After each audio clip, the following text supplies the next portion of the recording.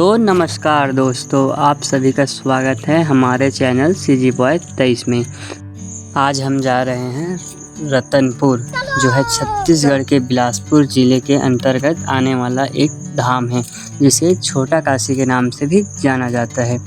सबसे पहले हम लोग जाते हैं पार्किंग में। गाड़ी पार्किंग करने के बाद मैं बनाने लगता हूँ ब्लॉग, और ब्लॉग बनाने के बाद हम लोग जाते हैं नारियल की दुकान में, और नारियल वाले भैया के पास से नारियल ख़रीदने के बाद हम लोग चलने लगते हैं मैया के दर्शन के लिए। रास्ते में हमें बहुत सारे दुकान दिखाई पड़ते हैं, और कुछ दूर चलने के बाद हम लोग मंदिर के गेट के पास आ जाते हैं। और गेट बहुत ही प्राचीन लग रहा है और महाकाल का दृश्य बना हुआ है। मंदिर में जाने के लिए हमें घूमकर जाना पड़ेगा, क्योंकि यहाँ अधिक श्रद्धालु और भक्तजन आते रहते हैं। भीड़ ना हो जाए इसलिए हमें घूमना पड़ता है। और घूमने के पश्चात हम लोग गेट के पास पहुंच जाते हैं और खुश होकर मैया जी के दर्शन के लिए आगे बढ़ते हैं। मंदिर की दाईं ओर हमें माँ भद्रकाली और हनुमान जी का दर्शन होता है। उसके पश्चात हम लोग आगे बढ़कर माँ महामाया देवी का दर्शन करने के लिए जाते हैं। चलिए आपको भी कराते हैं माँ महामाया का दर्शन। बोलो महामाया मैया की जय। माँ महामाया देवी मंदिर रतनपुर का वह धाम है जो 51 शक्तिपीठों में से एक, जहाँ माँ का सिर गिरा था वही स्थान है, जिसका इतिहास काफ़ी पुराना है। यहाँ माँ महामाया देवी की मूर्ति के साथ साथ कई देवी देवताओं की प्राचीन मूर्तियाँ भी विराजमान हैं। और यहाँ सुंदर कुंड बना हुआ है, और कुंड के उस पार भी देवी देवताओं का वास है। तो चलिए आप सभी को भी दिखाते हैं। यह कुंड माँ महामाया देवी मंदिर के ठीक सामने बना हुआ है। कुंड की दूसरी ओर 2 मंदिर भी बने हुए हैं। एक में महादेव का वास है और दूसरे में माँ काली का दर्शन प्राप्त होता है। यहाँ सेल्फी लेने के बाद हम लोग आगे बढ़ते हैं। थोड़ी देर आगे बढ़ने के बाद हम पहुँच जाते हैं तालाब के पास वाले महादेव मंदिर के पास। उसके पास बना हुआ है मनौती वृक्ष, जिसे मनौती स्थल के नाम से जाना जाता है।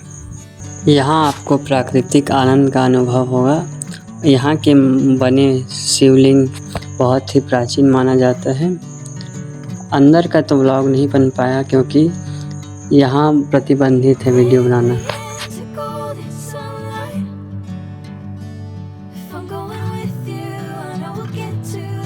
यहाँ के महादेव का दर्शन करने के बाद हम लोग आगे चलने लगते हैं। थोड़ा आगे चलने के बाद हम सभी को बहुत सारी दुकानें दिखाई देती हैं, जहाँ हम प्रसाद के साथ साथ कई प्रकार के सामान खरीद सकते हैं। यहाँ आपको देखने को मिलेगा चूड़ी, कंगन और बहुत सारे ज्वेलरी आइटम।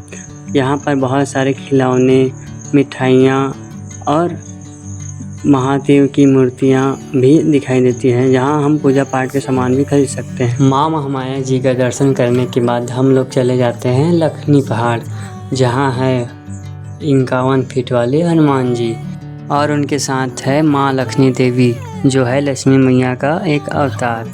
इससे पहले हम लोग गेट से अंदर आते हैं। आते ही हमें गाड़ी पार्किंग का स्थान मिल जाता है। उसके बाद हम लोग लखनेश्वर महादेव का दर्शन करते हैं।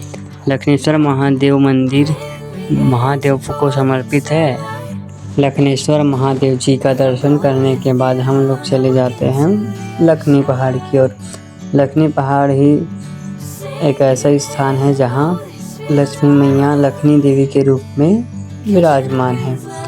लक्ष्मी देवी जी के मंदिर के जाने के लिए हमें 259 सीढ़ी को चढ़ना पड़ेगा। सीढ़ी चढ़ने के बाद हम लोगों को कुछ इस तरह से नज़ारा देखने को मिलता है, जहाँ मंदिर के चारों तरफ 9 दुर्गाओं को दर्शाया गया है। उसके बाद माँ लक्ष्मी देवी बीच में विराजमान है। यहाँ माँ लक्ष्मी देवी ही विराजमान है, इसलिए इस पहाड़ को लखनी पहाड़ के नाम से जाना जाता है। उसके बाद हम लोग हनुमान जी का दर्शन करने के लिए निकल जाते हैं। रास्ते में हमें बहुत ज़्यादा देखने को मिलते हैं, और चलते चलते हम लोग हनुमान जी के मंदिर के पास पहुंच जाते हैं। तो नीचे से हमें हनुमान जी का दर्शन प्राप्त होता है। उसके बाद हम लोग बगल में जो मंदिर है श्री राम दरबार, वहाँ जाते हैं।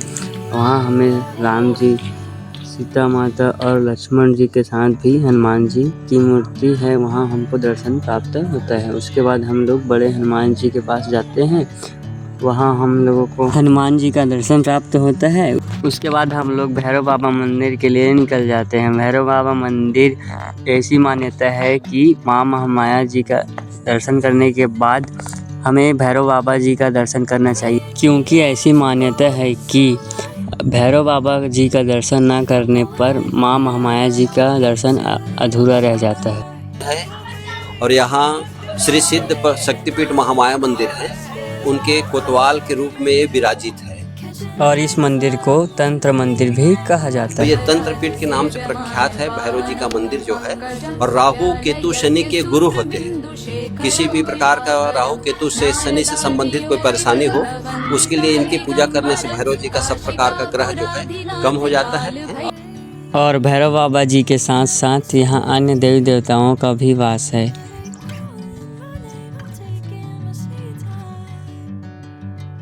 भैरव बाबा जी का दर्शन करने के बाद हम लोग खूटा घाट के लिए निकल जाते हैं। खूटा घाट खारू नदी के तट पर बना हुआ है, जो बहुत ही पुराना है, पूरे भारत में प्रसिद्ध है।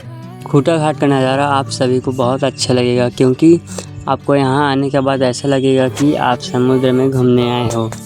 समुद्र की तरह आपको महसूस होने लगेगा। यहाँ हम लोग बहुत घूमते हैं, उसके बाद रील बना लेते हैं। आपको हमारा वीडियो कैसा लगा कमेंट करके बताना, और यहाँ तक देखने के लिए धन्यवाद।